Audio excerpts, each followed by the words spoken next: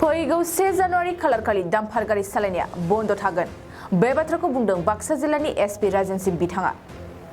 बाक्सा सालबारिनि रुपुहियाव गोदान fire and emergency service station बेखेवदों। बाक्सा जिल्ला सालबारि रुपुहिनि रायजो राजाफोरनि गोनांथिखौ नोजोर बोनानै बाक्सा जिल्ला खुंथाया सालबारिनि रुपुहियाव गोदानै fire and emergency service station बेखेवदों। हाबाफारियावनो बाहागो लानानै गोदान फायार एन्ड इमारजेन्सि सार्भिस स्टेशनखौनो बेखेवनानै होयो बाक्सा जिल्लानि एसपि राजेन सिंहआ। हाबाफारियावनो बाहागो लाबावो सालबारि महकुमानि बेंगिरि लक्ष्यज्योति दास, सालबारि बियाबनि टिसिएलसिसिनि मासिगिरि बिनोद मोसाहारि आरो गुबुन गुबुन समाज सिबियारिफोर, फोरोंगिरि माखासे गोरों गोरा सुबुंफ्रा।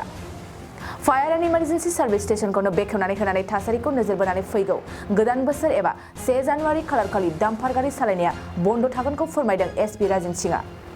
मानोना बे सानखालि गोदान बोसोरनि लावखार ओंखाम जानो फैनाया रावबो लामाफ्राव हेंथा मोना, बिनिखायनो बन्द खालामथगोन होननानै फोरमायो।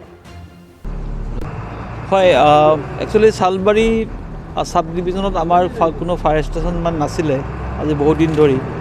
আজি এই ডিষ্ট্ৰিক্ট আমাৰ ষ্টাৰ্ট হোৱা আৰু সালবাৰী সাব ডিভিজন ষ্টাৰ্ট হোৱা আমাৰ বহুত বছৰ হৈ গ'ল, কিন্তু কোনো ধৰণৰ ফায়াৰ ষ্টেচন নোহোৱাকৈ আমি চলি আছিলোঁ আৰু ৰাইজৰ এইটো বহুত দিনীয়া পুৰণা দাবী আছিলে। আমাৰ এতিয়া যদি কিবা ফায়াৰ ষ্টেচন হয়, যদি কিবা দুৰ্ঘটনা হয়, তেতিয়া বহুত দূৰৰ পৰা আহিব লাগে। প্ৰথম কথাটো পাঠশালাৰ পৰা আহিব লাগে, আহি পাওঁতেই অলমষ্ট আধা ঘণ্টা 45 মিনিট গুচি যায়। কেতিয়াবা বাঘমাৰাৰ পৰা আহিব লাগে, বাঘমাৰাৰ পৰা নৰ্মেলি ৰাস্তাটো বেয়া হৈ থাকে, এইটো ভিতৰৰ অঞ্চল। আৰু ইফালে গোবৰ্ধনৰ ফালে যদি কিবা ঘটনা ফায়াৰ ইনচিডেণ্ট হয়, তেতিয়া বৰপেটা ৰোডৰ পৰা আহে, বহুত দূৰ আছিলে। আৰু যিহেতু ইয়াৰ যিটো কনষ্ট্ৰাকশ্যন, যিটো ফায়াৰ ষ্টেচন আছে সালবাৰী ফায়াৰ ষ্টেচন, এইটো ৰূপহী অঞ্চলত আছে। এইটো যদি কনষ্ট্ৰাকশ্যনটো কমপ্লিট হোৱা নাই, আমি স্পেচিয়েল ডিজিপি আৰু ডিৰেক্টৰ ফায়াৰ এণ্ড ইমাৰ্জেঞ্চি মহোদয় আমি ৰিকুৱেষ্ট কৰিছিলোঁ যে এইটো কনষ্ট্ৰাকশ্যন শেষ হোৱালৈকে নৰৈ যাতে আমি সোনকালে এটা মিনিমাম এটা স্কেলেটন ষ্টাফ এটা লৈ, এটা ফায়াৰ টেণ্ডাৰ লৈ আমি কামটো আৰম্ভ কৰিব পাৰোঁ।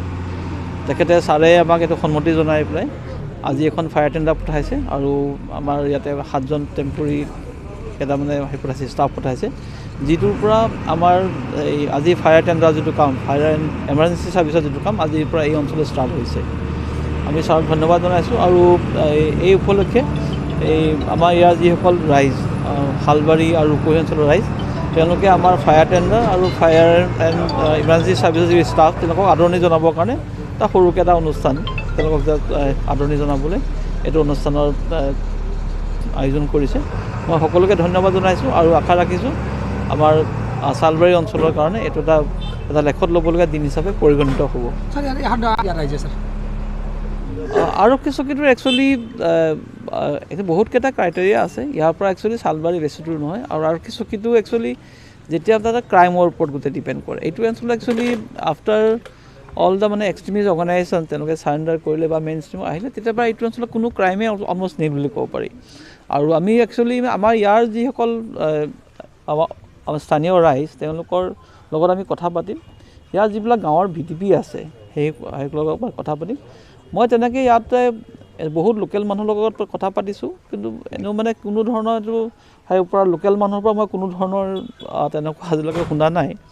হয়তো কোনোবাই যদি কয়, বাহিৰৰ পৰা কোনোবাই কৈছে, সেইটো মই নাজানো যদি কয়। আৰু তেওঁলোকক মই কৈ দিছোঁ, যিসকল এজন দুজনে মোক কৈছে, কিন্তু তেওঁলোকক এইটো বুজাই দিছোঁ যে আমাৰ যিটো ক্ৰাইম ফিগাৰ আছে, ক্ৰাইমৰ যিটো ৰেট আছে, সেইটোৰ ওপৰত বেছ কৰিহে একচুৱেলি আমাৰ পুলিচ ষ্টেচন বা আউটপোষ্টৰ যিটো ক্ৰিয়েশ্যন, সেইটো কথা আহে।